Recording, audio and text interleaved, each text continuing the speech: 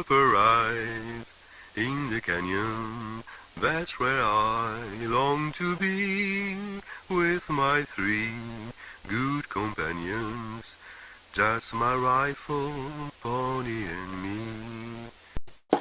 Bonjour à toutes et à tous, ou bonsoir, ça dépend de l'heure à laquelle vous allez découvrir cette nouvelle émission. Nous allons aujourd'hui parler avec un écrivain qui a commis ça, qui s'appelle Katniss Everdeen. Voilà, c'est juste là. C'est édité aux Impressions Nouvelles, qui est une maison d'édition installée en Belgique. Nous avions déjà rencontré et discuté avec Jean-Claude Martins, qui était venu pour parler de Ridley Scott, de la philosophie du monstrueux.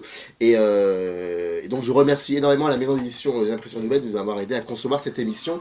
Et pour parler de ce livre, de ce personnage en couleur, l'auteur du livre, Eddy Chevalier, qui a accepté de venir pour discuter avec nous de tout ça. Merci beaucoup Eddy, comment allez-vous? Merci beaucoup de m'inviter, ça va très bien. Bon, alors, et j'ai oublié de dire que ce bouquin, en fait, est édité dans une collection très particulière qui s'appelle La Fabrique des Héros.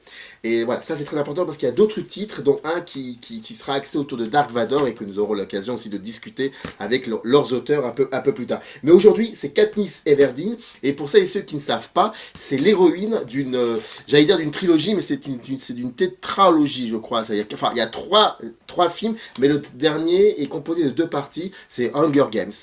Et la première question que j'aurais voulu vous poser, c'est à partir de quand l'idée de questionner ce personnage est devenue quelque chose de très concret et à partir de quand vous vous êtes dit il faut travailler sur ça, il faut questionner ce personnage, il y a quelque chose à dire avec ce personnage. Enfin, ce personnage dit quelque chose de la société. C'est à partir de quand? D'où vient cette genèse finalement? C'était il y a assez longtemps, c'est la première fois que j'ai vu la bande-annonce du premier film. La première fois que j'ai vu la bande-annonce du premier film, je me suis dit, là, on a quelqu'un d'emblématique, la musique m'a saisi. J'étais déjà professeur, ça fait 15 ans que j'enseigne. À l'époque, j'enseignais à la fac. Là, je suis prof en classe prépa littéraire. Donc, le but, ça a toujours été de disséquer la littérature, d'essayer de voir ce qu'elle peut nous dire, en quoi elle peut nous aider à grandir. Et quand j'ai vu cette bande-annonce, je me suis dit, Katniss va parler à mes élèves, je vais parler à mes élèves et on va essayer de comprendre en quoi cette jeune femme peut peut-être aider à donner un destin à mes élèves. Je suis très idéaliste. Elle va aider mes élèves, peut-être moi-même, à grandir et à trouver un modèle de société intéressant. Tout de suite, je me suis dit, je n'ai pas lu les livres, donc avant de voir le film, après la bande-annonce, je vais lire ces livres et après, on va en parler tous ensemble. Et c'est ce qui s'est passé.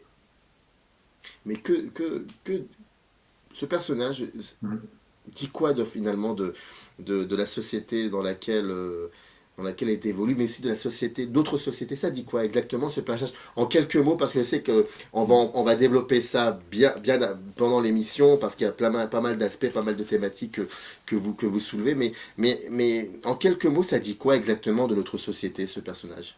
C'est une question intéressante parce que c'est l'objet de tout le livre et je pourrais en parler pendant 2 heures, Ouais. mais c'est aussi important quand on a écrit un livre ou qu'on a des choses à dire, de pouvoir le dire en une phrase, en 2 phrases. C'est ça aussi qui est important de faire. Je vais essayer donc de relever le challenge. Qu'est-ce qu'elle dit de notre société? Elle nous dit que des jeunes femmes ont un pouvoir. Elle nous dit que des jeunes femmes peuvent changer le monde et elle nous dit que le monde dans lequel on vit est problématique. Elle nous dit, Katniss, regardez, il va falloir être courageux, il va falloir être courageuse, et si vous voyez des inégalités, quelles qu'elles soient, il va falloir essayer de rectifier le tir. Et vous avez fini par lire les livres alors, si je me souviens bien, j'avais noté, oui, les livres de Suzanne Collins. Vous avez fini par les lire pour pouvoir, j'imagine, pour pouvoir questionner, pour pouvoir travailler sur le personnage de cinéma.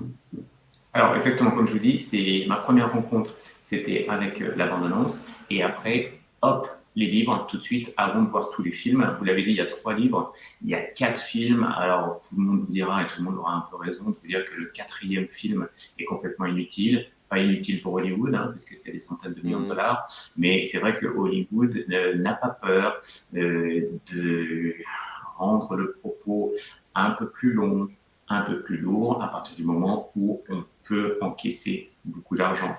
Donc, c'est vrai que les 3 livres, hein, c'est une expérience. Ça aussi, je pense que beaucoup de lecteurs vous le diront. C'est-à-dire que l'effet de réel, c'est Roland Barthes qui parle de ça en littérature. C'est-à-dire qu'il y a tellement de détails qui font que j'ai l'impression d'être dans ce monde-là, même si c'est une dystopie, donc c'est-à-dire que les traits sont grossis, on imagine le pire des mondes, mais grâce à l'effet de réel, on est tout de suite dans ces livres. Donc, la différence que je ferais peut-être entre les 3 livres et les 4 films, c'est-à-dire que les 3 livres, rien n'est délayé. Il y a quelque chose d'extrêmement immédiat, il y a quelque chose d'extrêmement fort, il n'y a pas une page en trop, et vraiment, c'est quelque chose qui nous parle et qui nous fait ressentir des choses plus que d'autres livres qui ont peut-être très bien marché, parce que là, c'est politique, mais en même temps, c'est viscéral, et on est absolument dans ces livres quand on les lit.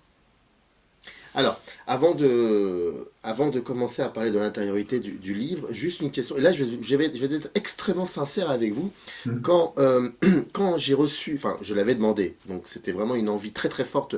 Oui, je l'ai demandé parce qu'en fait, je ne m'attendais pas, et je suis très honnête avec vous, je ne m'attendais pas à ce qu'un jour on puisse se poser et réfléchir à ces films-là, à ce personnage. J'avais vu que le premier, avant bien évidemment de découvrir votre livre, de le lire et de voir ensuite le reste.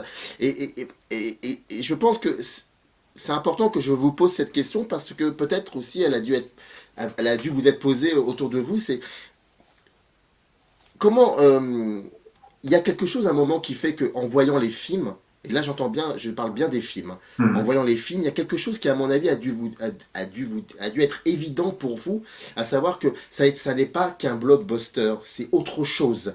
Et c'était quoi ce autre chose qui a fait que vous aviez envie d'aller très loin, d'aller l'explorer? C'est autre chose, vraiment, moi, mon angle d'attaque dans le livre, et parce que c'est ce que j'ai reçu en plein cœur, comme la flèche de Katniss, c'est le fait que ce soit une fille.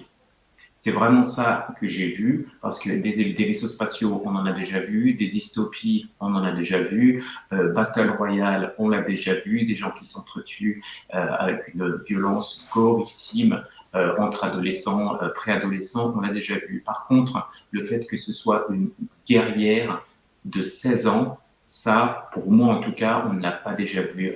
On a déjà vu des femmes fortes, assez peu, dans des blockbusters, Tomb Raider, ce genre de choses, mais on se bat contre des monstres, on est une créature, si on parle de Tomb Raider, c'est un jeu vidéo, on est extrêmement plantureuse, il y a des schémas de genre, elle est hyper sexualisée, c'est pas ce qui se passe avec Katniss. Donc pour répondre simplement à votre question, c'est quand j'ai vu qu'une jeune fille était aussi passionnée, quand j'ai vu une militante ardente, parce qu'il y a tout un travail sur le feu, bien sûr, au niveau des symboles, c'est dans le livre, là, je me suis dit, il faut en parler, parce que cette force féminine, féministe, et cette construction d'un personnage de jeune fille qui ne se laisse pas faire, mais qui en plus est l'étincelle qui va faire exploser un régime totalitaire, là je me suis dit,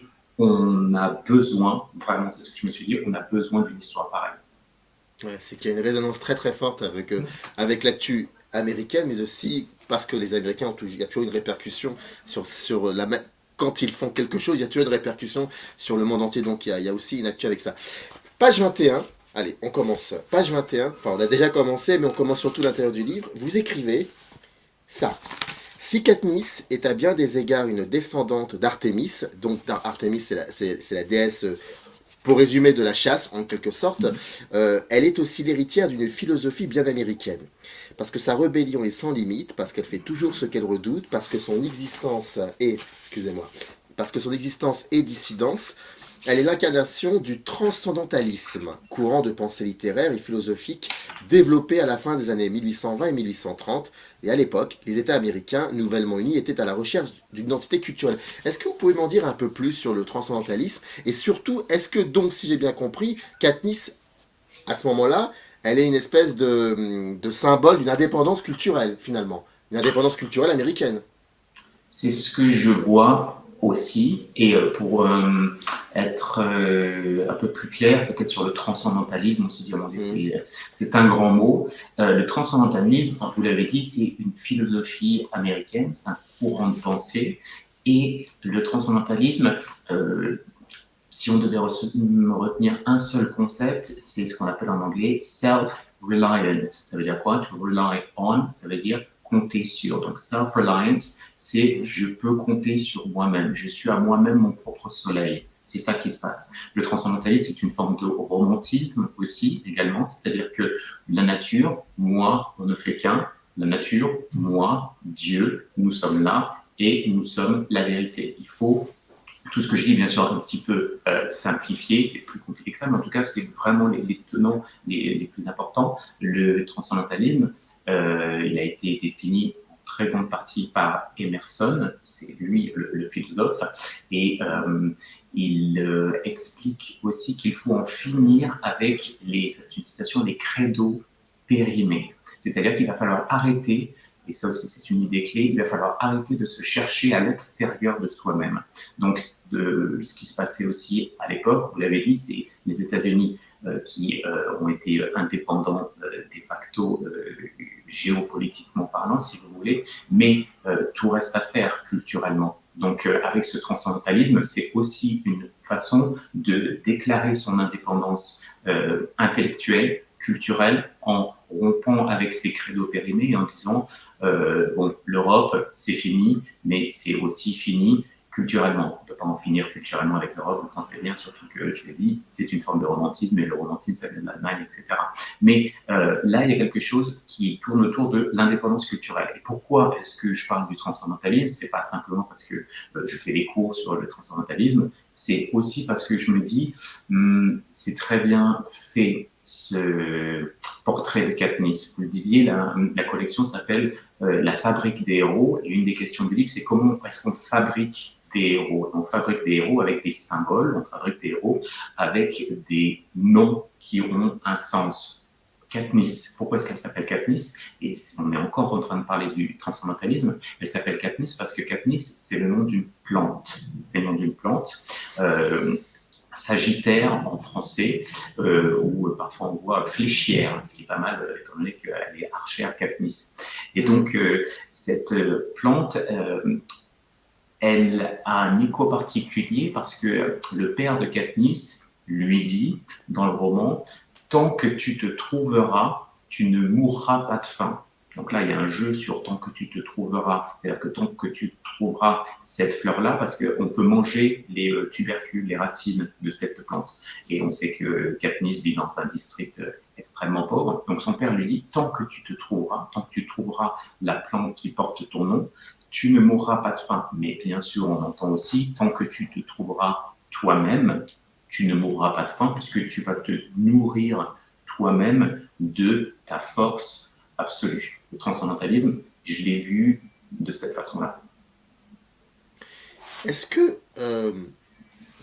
Katniss est aussi... Parce que, en fait, je voulais en parler vers la fin, mais c'est pas grave. Parce que là, vous me tendez une perche, donc je ne peux pas ne pas en parler. Je l'avais noté quelque part.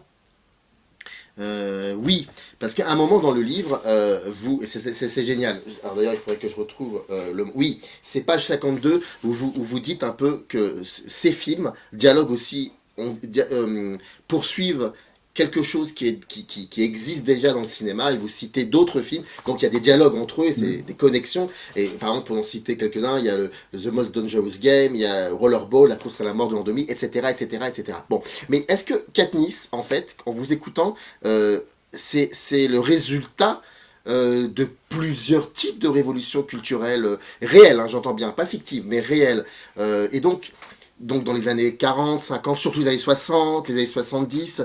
Et si c'était cela, si c'était réellement le cas, est-ce qu'il y aurait un personnage réel qui peut-être qui ressemblerait vraiment à ce qu'est devenu Katniss là?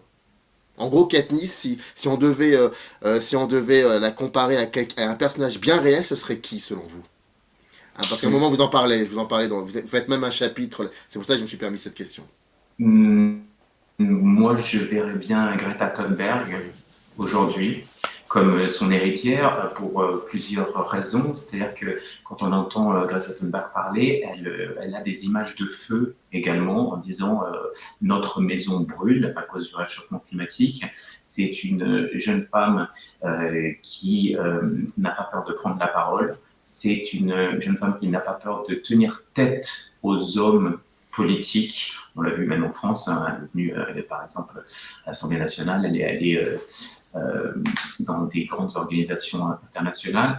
Et c'est vrai que cette jeune femme qui dit à des dirigeants politiques, en fait, ce que vous avez élaboré, le système que vous nous proposez, nous n'en voulons plus.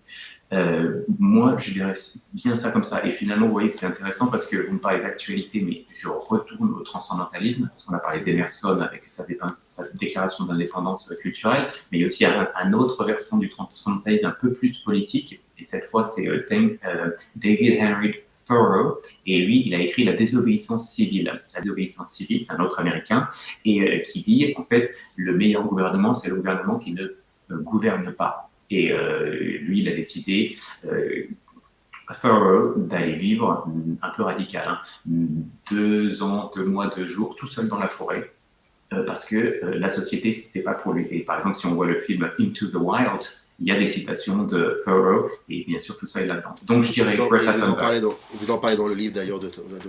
Mais ça peut aussi, pardonnez-moi de cette digression, mais j'en profite parce que voilà, vous êtes là et vous avez parlé de tout cela, et je ne peux pas ne pas faire de digression, mais ça peut aussi, parfois, vous savez, il peut y avoir aussi ça peut prêter aussi à confusion. Est-ce que il y a, et là, vraiment, c'est une curiosité, est-ce qu'il y a est-ce que ce personnage de Katniss a été aussi utilisé à mauvais escient? Parce qu'il peut y avoir des dérives fascisantes dans cette conception de la désobéissance civile.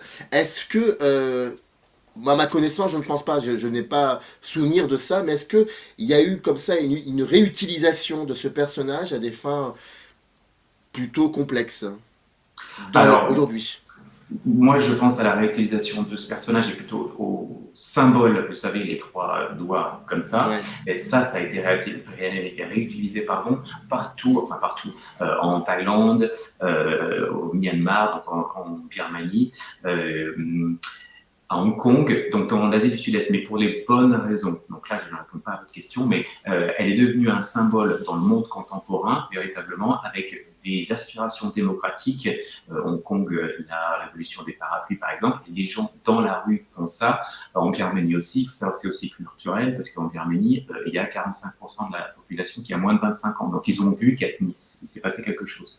Donc, si vous voulez des exemples où Katniss est là pour changer le monde, et avec ce signe, ça a marché, je peux vous en donner. Par contre, je ne vois pas, mais je réponds à cette question qui m'est posée maintenant, je ne vois pas, alors, qui a réutilisé ce personnage, ou alors les symboles associés au personnage, pour des projets qui seraient contre-productifs. Et même, je ne vois pas, pour tout vous dire, mais peut-être que d'autres personnes le verront, je ne vois pas comment on pourrait la réutiliser. Alors, si on est extrémiste, bien sûr, on pourrait utiliser ça, c'est-à-dire on va tout changer par le feu, on va tout faire exploser parce qu'elle fait exploser des vaisseaux spatiaux, etc.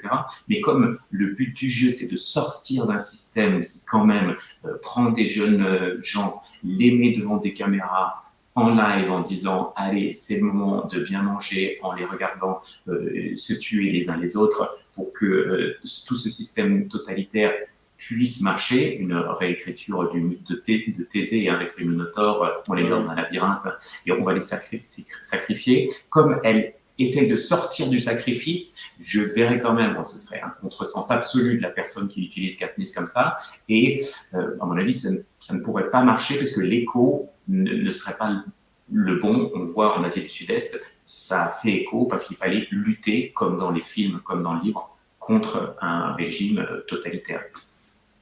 D'ailleurs, le Minotaure et Thésée, ça on va en parler un peu plus tard, parce que vous en parlez dans le livre, on va en parler, c'est très intéressant. Mais plus loin dans le livre, alors page 24, d'ailleurs, vous en avez un petit peu parlé là à l'instant, vous écrivez, vous en parlez il y a 10 minutes, il y a 5 minutes, mais c'est pour venir à quelque chose de très important.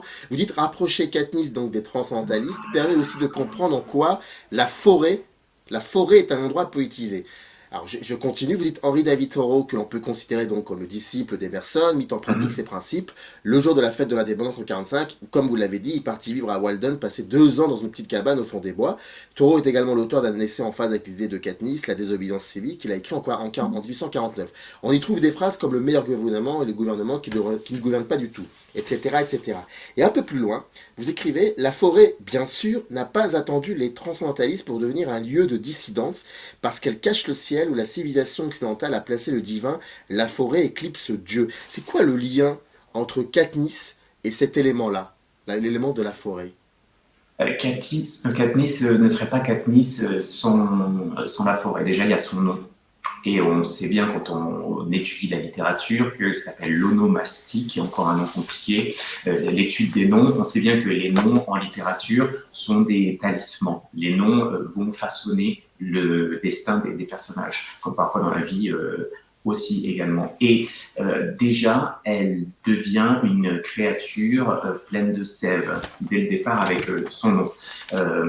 Everdeen, il y a plein de façons de le comprendre aussi. Ça fait penser par écho à evergreen, c'est-à-dire les arbres qui ne perdent jamais leur feuillage. Et dès le départ, on se dit, il y a du romantisme, il y a la forêt. Mais c'est pas simplement que c'est une plante. Katniss, ça n'aura pas grand intérêt de dire, bon ben voilà, il y a des végétaux autour d'elle. C'est aussi pour la placer dans un contexte mythologique. On l'a vu avec Artémis qui est du côté des animaux, de la vie sauvage. Et il y a aussi quelque chose de culturel, vous en parliez tout à l'heure, avec cette forêt. Cette forêt, c'est la forêt de Robin des Bois. La forêt, c'est un lieu très particulier. La forêt, c'est ce qui est en rupture avec les lois de la cité. La forêt n'a pas les mêmes codes. La forêt, c'est ce qui permet de se dire on ne me reconnaîtra pas il est en train de se passer quelque chose qui remanie le politique. Donc ça, c'est intéressant. Le livre que j'ai écrit avant, c'est un livre sur Shakespeare, et c'est un peu la forêt de Comme il vous plaira, sur un quai où on change d'identité, où on se perd et où on est loin de la cour parce qu'il y a des nouvelles règles. Donc sans cette forêt, elle serait citadine, Katniss, elle serait au cœur de la place publique. Il n'y aurait pas ce côté, elle est en marge. C'est ça aussi la forêt, hein, c'est quand même la marge. Elle, c'est le district 12. On saura qu'il y avait un district 13 caché, mais en tout cas, elle est vraiment complètement aux confins du monde. Elle est à la limite, et la forêt aussi, c'est la limite de la sauvagerie, c'est la limite de tout ce qui va se rejouer politiquement, mais presque anthropologiquement aussi. Je suis mi-homme, mi-bête. Elle chasse de façon extrêmement violente. Ça remet en question la notion de civilité et de civilisation de la forêt, à mon avis, ici. Il y a les livres, il y a les films, ça s'appelle Hunger Games. On a beaucoup parlé de Katniss depuis 23 minutes, mais en fait, les films, ça raconte quoi exactement? C'est quoi les Hunger Games? Hunger Games. Alors, hunger, ça veut dire la faim. Et c'est intéressant parce qu'il y a peut-être un petit jeu de mots, horrible, avec aussi anger, qui veut dire la colère. Hunger Games, c'est une cérémonie. C'est tous les ans, on va aller tirer au sort des jeunes garçons, des jeunes filles, dans les 12 districts officiels qui constituent le monde de Panem, c'est son nom. Et donc, ces gens, une fois par an, vont aller s'entretuer devant les caméras. Et il n'en restera il n'en restera qu'une normalement, et cette gagnante va pouvoir bénéficier d'un statut particulier et d'argent. Donc le but du jeu, c'est de montrer, il explique bien, donc c'est un rituel qui est basé sur le sacrifice, c'est télévisé, c'est une très grande fête, et ce qui est en jeu, c'est de montrer de la part des dirigeants politiques qu'il faut bien rester à sa place, qu'il y a une hiérarchie et qu'il va falloir sacrifier des gens et qu'il va falloir rester là où ils sont. Katniss, elle va changer tout ça en disant « je ne veux pas rester à ma place et ce n'est pas normal d'être dans ce système-là ». Mais alors tout ça crée aussi... Enfin, alors, vous parliez de la forêt, vous parliez de transcendantalisme, mais vous parlez aussi de l'histoire de ces films. Ça crée aussi une forme d'esthétique, parce que vous en parlez dans le livre de l'esthétique. Et c'est quoi l'esthétique utilisée dans le film? Est-ce que ça a une identité très, très, très propre? Enfin, propre, je veux dire, à ce qu'entoure, à ce que représente Katniss. Oui, parce que, à mon avis, se joue quelque chose aussi au niveau des années 30 et du nazisme. Dans le film, on voit l'insigne, le symbole du pouvoir à Panem, c'est un aigle qui rappelle l'aigle royal des nazis. Il faut savoir que Katniss, là aussi, fabrique des héros. Comment est-ce qu'on fabrique des héroïnes? On fabrique avec le nom, avec l'environnement dans lequel il ou elle évolue. On l'a vu avec la forêt, mais aussi avec toutes les données personnelles. Elle est née le 8 mai, Katniss, le jour de la capitulation de l'Allemagne nazie. Donc, elle aurait pu s'appeler Victoire, hein, Katniss, c'est ça qui se passe. Et vraiment, on voit ça dans les films. Alors, excusez-moi, je suis désolé, je vais vous couper la parole, mais, euh, Je vous mais en prie. vous savez que le 8 mai, pardonnez-moi, mais je ne peux pas, enfin, c'est terrible parce que je pensais à ça à ce moment-là.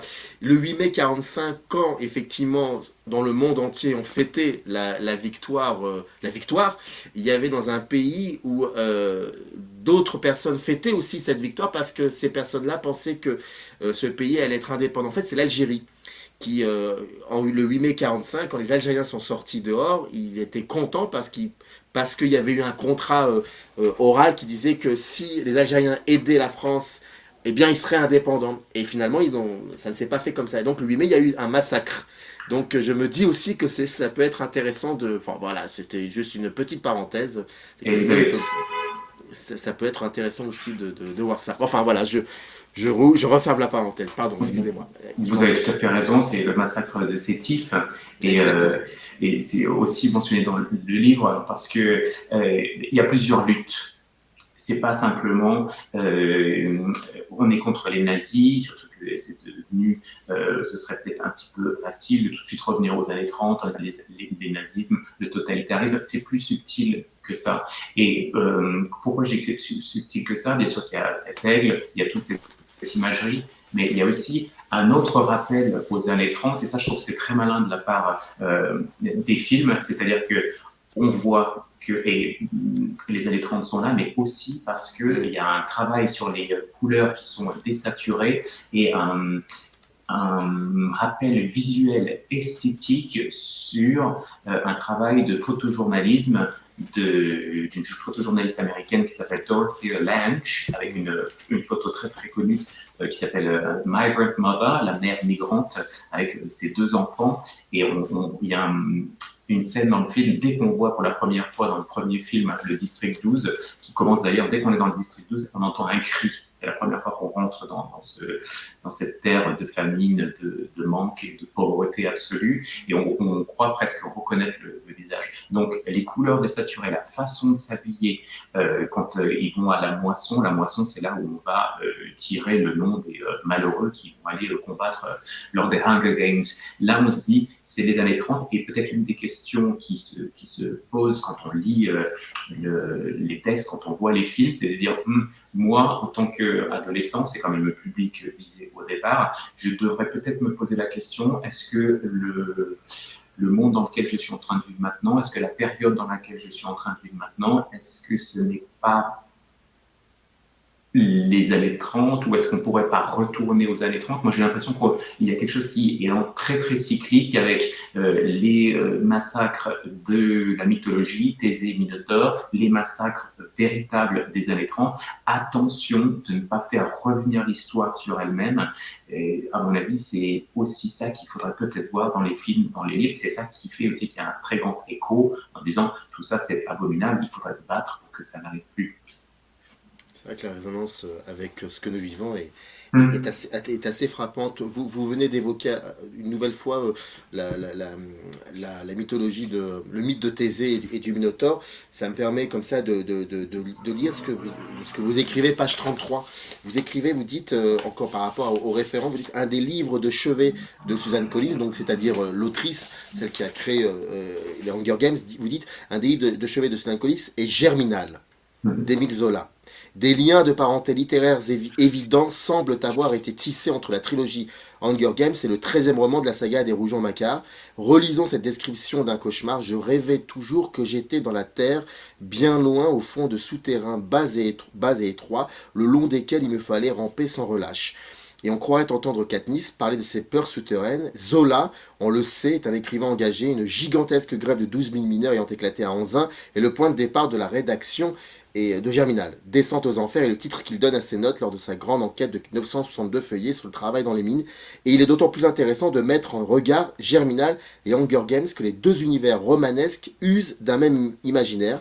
Et là vous dites, le mythe de Thésée et ses images de dévoration dans le labyrinthe du Minotaure sont évoqués dans les deux œuvres. Voici ce qu'on peut lire sur la plume de Zola qui associe Minotaure et le dieu Capital. Alors c'est très drôle parce que dans le film, il y a il y a le Capitole, enfin vous le dites aussi, vous l'écrivez, qu'il y a voilà, c'est un jeu de mots. Et donc, voici ce qu'écrit Zola. Ce dieu impersonnel inconnu de l'ouvrier, accroupi quelque part dans le mystère de son tabernacle, d'où il suçait la vie des meurtres de faim qui le nourrissaient. Comment est-ce que le film a gardé cela? C'est-à-dire ce rapport très fort avec la littérature de Zola. Et d'autant plus avec Germinal, comme vous le dites par rapport au livre. Est-ce que le film a gardé ça? Le film l'a un peu gardé, je dirais. On a des scènes avec les mineurs. À un moment, on a une idée de ce qui s'est passé avec le père de Katniss, parce qu'encore une fois, ce n'est pas simplement un réseau de motifs littéraires, ce n'est pas simplement des symboles qui se répondent, qui se correspondent, des échos dans les deux histoires, mais le père de Katniss est un père pulvérisé à cause de ce qu'on appelle un coup de grisou, c'est-à-dire qu'il est mort dans la mine, et dans le film, on le voit, c'est plus au niveau de l'histoire, à mon avis, que de la construction de l'atmosphère, alors que ce qu'on disait sur les années 30, par exemple, ça fait vraiment partie de l'esthétique. Ici, on a en effet des mineurs partout, on a du charbon partout, c'est présent, mais c'est présent et en même temps extrêmement porteur de sens dans les livres, plus encore, je pense. Mais en tout cas, il y a une véritable similitude entre le personnage de l'entier, je sais plus si c'est Jacques ou Étienne, j'en suis vraiment désolé, mais en tout cas le personnage de l'entier dans Germinal et le personnage de Katniss, c'est qu'ils ont tous les deux un appétit de justice incroyable. C'est ce que vous d'ailleurs vous dites, c'est ça. Exactement. Zola, il voulait que le bourgeois ait un frisson d'horreur en lisant son livre. Et c'est aussi une des idées de Suzanne Collins, que ce soit sur la page ou à l'écran, puisqu'elle a été extrêmement impliquée dans l'adaptation, non pas un frisson d'horreur du bourgeois, parce que c'est toujours un peu paradoxal de faire des films hollywoodiens sur des gens qui sont anti-système, paradoxe absolu, mais elle est aussi intéressée par l'idée de est-ce que, et ça elle le dit elle-même, est-ce qu'une guerre, donc ici c'est une vote, est-ce qu'une guerre peut être une guerre juste? Parce que c'est ça aussi avec Germinal et avec Hunger Games, c'est la justice. Et Germinal, c'est le nom du mois. Au niveau de l'histoire, c'est quand même très très important. On disait les années 30, on parlait de la mythologie, mais il manque aussi quelque chose peut-être dans toutes les luttes qui façonnent Katniss, c'est la Révolution française, puisque Germinal, le 12 Germinal en 3, c'est le peuple qui vient envahir la Convention en réclamant du pain. Du pain, du pain, du pain. Je rappelle que ça s'appelle quand même panem, qui s'appelle le pain en latin. Donc, tous ces échos-là font que, en plus là c'est facile, Susan Collins nous dit j'ai Germinal dans ma bibliothèque. Parfois c'est un peu compliqué quand c'est mon métier de disséquer des œuvres. Il faut faire toujours très attention de ne pas projeter ses propres fantasmes, de ne pas trop étirer le texte. C'est pas comme ça que ça marche. Ici, elle nous facilite le travail. Elle nous dit j'ai lu Germinal, donc qu'est-ce qu'on fait? On relit Germinal, on voit les échos et les œuvres s'éclairent les unes les autres. Et là, ça devient passionnant. Ça devient passionnant, mais si je me souviens bien, Germinal, ça s'est terminé. Enfin, c'est pendant la Révolution française, ça s'est très très mal terminé quand ils sont montés à l'Assemblée pour. Enfin, l'Assemblée, c'était la Convention. Enfin, bref, en tout cas, c'était la Convention, effectivement. Alors, il y a quelque chose dans le livre qui est assez incroyable. C'est page 59, ça s'appelle Flamme fatale, et là, ce qui est très. Bah oui. Et vous dites très simplement, après je dirai autre chose, mais vous écrivez dans Hunger Games, la Fashion Week. Alors, je l'ai décontextualisé la phrase, hein, mais je l'ai fait exprès. A des allures martiales et la mode est une arme. Ah, parce que vous dites en gros que ce personnage de Katniss Everdeen, eh ben, elle a un truc, c'est que elle est peut-être une grande rebelle, mais elle a la classe, elle a le style. C'est ça qu'en gros vous dites dans le livre. Et c'est aussi pour ça que vous me demandiez au début pourquoi Hunger Games, parce que là, peut-être que les gens ont l'impression, s'ils ne connaissent pas vraiment l'univers, me disent, mon Dieu, mais c'est sordide, voilà, les années 30, est-ce que j'ai envie de regarder ça l'horreur absolue des enfants qui se battent, mais en même temps, il y a quelque chose qui est de l'ordre de la mise en beauté des jeunes filles. Et c'est vrai que le contraste avec tu vas à l'abattoir, mais en même temps, je t'en supplie, sois bien habillé. Moi, là, encore une fois, ça m'a vraiment parlé. Alors, vous avez cité le jeu de mots, flamme fatale, femme fatale. Je crois que ça commence avec il n'y avait qu'une seule personne qui met Karl Lagerfeld et Karl Marx, d'accord? C'est Katniss Everdeen. C'est vrai, et c'est à double tranchant cet accent qui est mis sur la beauté et cet accent qui est mis sur la mise en beauté des jeunes filles. C'est-à-dire que quand on sait que Katniss a été choisie pour les Hunger Games, tout de suite, elle va dans un centre qui s'appelle le Remake Center. On va la refaire, un centre où on va la relooker, on dirait. Et là, on les pile des pieds jusqu'à la tête. Elle dit, je ressemble à un poulet plumé. On lui met des robes absolument incroyables. Et ça nous dit aussi quelque chose du statut des jeunes filles. On la coiffe, bien évidemment. C'est Barbie Hunger Games. Et il y a quelque chose qui nous interpelle aussi en disant mais qu'est-ce que c'est qu'être une fille? Est-ce que c'est pas mettre un masque de féminité? Est-ce qu'on est considéré par le monde comme une fille si on n'a pas été refaite par les canons de beauté? Là, on parle beaucoup de l'histoire, on va beaucoup dans les références littéraires, mais il y a quelque chose dont on n'a pas encore parlé dans Hunger Games, c'est une critique terrible de notre voracité pour l'image, c'est-à-dire de toujours manger des images. Et quelles images? Des images de télé-réalité, puisque c'est ça qui est en train de se passer, c'est une télé-réalité mortelle. Et comment est-ce qu'on représente aussi les jeunes femmes dans la télé-réalité avec tout ce qui c'est vraiment aussi des livres, des films sur le pire des États-Unis. Le pire des États-Unis, c'est-à-dire qu'ils sont quand même allés extrêmement loin dans des émissions de relooking. Plusieurs années, il y avait une émission sur Fox, 2 saisons qui s'appelait The Swan, le cygne. Alors là, c'était pas simplement bon, on va vous refaire les seins ou on va faire un petit relooking, c'est ok, il y a tout à refaire.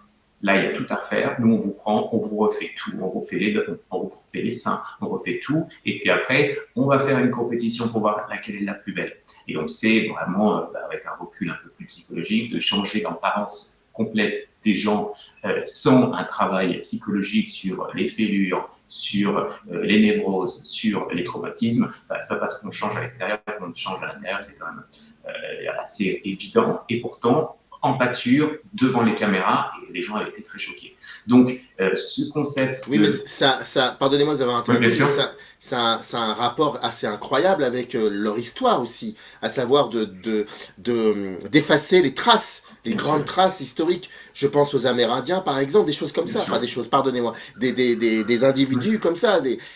C'est terrible, parce que c'est l'histoire qui continue encore enfin, c'est assez impressionnant, assez Et, impressionnant. et je vais rebondir, donc là on parlait de la féminité, il y a quelque chose vraiment qui se passe à ce niveau-là, mais quand vous me dites, on essaye aux États-Unis là on n'est pas en train de parler de clichés, hein, j'ai bien compris ce que vous me dites, et Oui, on oui, bien essaye sûr. de parler de tendance. Moi c'était le sujet de ma thèse aussi, qui est le scandale aux États-Unis. Qu'est-ce qui fait scandale? En fait, quand il y a un scandale aux États-Unis, quel que soit le scandale, c'est quelque chose qui a été refoulé pendant trop longtemps et qui éclate et qui provoque quelque chose de très théâtral et qui est très intéressant à étudier. Donc, moi, j'aimerais rebondir sur votre question quand vous dites sur votre commentaire, vous dites des choses qu'on veut gommer aux États-Unis, des choses dont on ne veut pas parler. Et c'est vrai que si on lit très bien Hunger Games, il est marqué une chose, c'est que Katniss n'est pas blanche. Oui, Donc, voilà. ce n'est pas une invention, ce n'est pas une projection, il suffit de lire le livre. Hein. Il est marqué qu'elle a une peau couleur olive. Donc, Suzanne Collins me dit, vous savez, c'est les États-Unis dans très très longtemps, donc le métissage aura changé les réalités démographiques, mais quelqu'un qui met le feu, quelqu'un qui va prendre le temps d'enterrer une petite fille afro-américaine. On considère que Panem, c'est les États-Unis, donc c'est pour ça que je dis afro-américaine, parce qu'il y a une des personnes qui est dans des adolescentes dans Hunger Games, qui s'appelle Rue, qui veut dire pitié, Rue, R-U-E. En anglais, et donc elle malheureusement elle est massacrée, et Katniss va prendre le temps de lui donner un enterrement, et là elle va la parer de fleurs. C'est vrai que quelqu'un qui est déjà métissé, qui n'a pas la peau blanche et qui va prendre le temps devant les caméras de montrer au monde entier, regardez cette personne, cette petite fille afro-américaine, sa vie compte.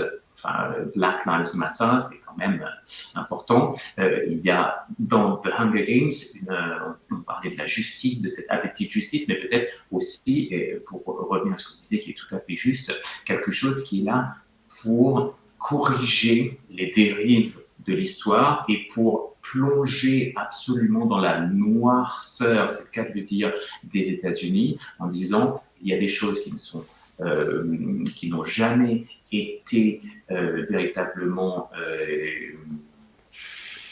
il y a des traumatismes qui n'ont jamais été... oui, les mots me manquent tellement. Ce qui doit être fait aux États-Unis est peut-être au-delà des mots en réalité. C'est-à-dire que tout devrait être réparé, mais tout ce sillage des êtres perdus, des communautés décimées, c'est un poids qui hante les Hunger Games. Et donc, on s'est posé la question, est-ce que c'est une bonne idée de prendre Jennifer Lawrence comme star, qui, elle, n'a pas la peau olive? Susan Collins l'a validé. Il faut savoir que Jennifer Lawrence est absolument, moi je trouve, formidable. C'est-à-dire que quand elle se dresse comme ça au tout début et que c'est sa jeune sœur qui doit aller à l'abattoir et qu'elle dit non, je suis volontaire, voilà. Là, moi, je trouve ça absolument formidable, le jeu d'actrice, vraiment, c'est électrisant. Et il y avait peut-être une opportunité politique de prendre, je sais pas, une Zoé Saldana jeune, mais voilà, Hollywood a des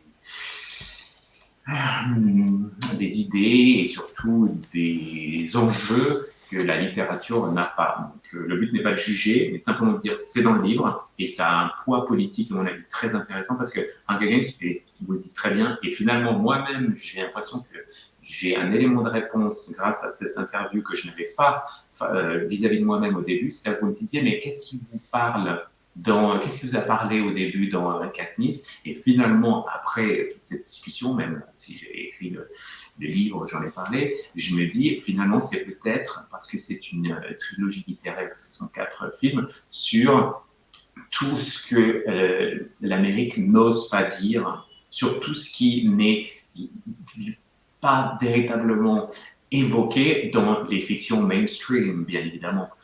Et ça, je trouve ça extrêmement fort. Alors, ce que vous êtes en train de dire, j'avais l'intention d'en parler pour clôturer l'émission en lisant un extrait et que vous rebondissiez, mais en fait vous avez rebondi avant que je lise l'extrait. Mais j'aimerais quand même lire l'extrait parce que je trouve que c'est très très important. Et après, bien évidemment, on arrêtera l'émission. Mais voilà, c'est un peu long, mais je trouve ça particulièrement... ça reprend ce que vous étiez en train de dire, mais puis ça se termine sur une citation de James Baldwin, et je pense qu'on devrait normalement tous les jours citer James Baldwin. Page 87, vous écrivez: donc Katniss n'est pas blonde aux yeux bleus, comme sa mère et sa sœur, elle n'est pas blanche non plus. Son teint olive la différencie du reste de sa famille. Encore aujourd'hui, le débat sur l'ethnicité de la jeune fille fait rage. Suzanne Collins explique dans un entretien que le monde futuriste de Katniss est à des centaines d'années de nous et que le métissage s'y est grandement étendu. Rien n'est clairement spécifié sur les origines ethniques de Katniss. Une théorie intéressante considère qu'elle pourrait être une descendante des Mélangeons, une communauté métissée longtemps victime de discrimination raciale. On a pu parler pour ce groupe d'isolat triracial, puisque cette population est un mélange d'Amérindiens, d'Européens méditerranéens et d'Afro-Américains. Plusieurs éléments peuvent étayer cette thèse. Le district dont est originaire Katniss se situe dans les Appalaches, dans la région du Cumberland Gap, un col de montagne où se rejoignent les frontières du Kentucky, du Tennessee et de la Virginie. Le nom de la plante Katniss déjà évoqué est amérindien, vous l'avez dit au début de l'émission. L'arc si emblématique de la jeune fille pourrait également apparaître comme un symbole de ses ancêtres. N'oublions pas une chose, et ça je trouve que c'est très important, Katniss n'existe pas. Elle n'est que d'encre et de papier, elle est donc techniquement noire et blanche. S'écharper sur sa couleur de peau n'est qu'une façon de projeter son propre malaise et ses incompréhensions. Ne tombons pas dans ce piège, ayons le courage de la nuance, puisque la saga Hunger Games insiste sur les logiques de domination et d'oppression, il pourrait être judicieux de réfléchir à la couleur en tant que symbole. Le blanc, particulièrement aux États-Unis, n'est pas qu'une couleur, le blanc est un modèle, une culture, un prisme à travers lequel le reste de la société est fatalement comparé. Le blanc, c'est la splendeur de la supériorité. Une phrase prononcée par le président Snow dans le film, le dernier, alors que Katniss visite sa roseraie, exprime parfaitement cette idée. Rien de mieux pour symboliser la perfection que le blanc. Son nom, Snow, évoque également la toute-puissance de cette couleur recouvrant la nature entière. Même ses cheveux le sont. Un poster du film montre une statue de Snow en morceaux. Sur le mur immanquablement blanc, un tag dégouline, l'insigne d'un gemme au cœur vermillon.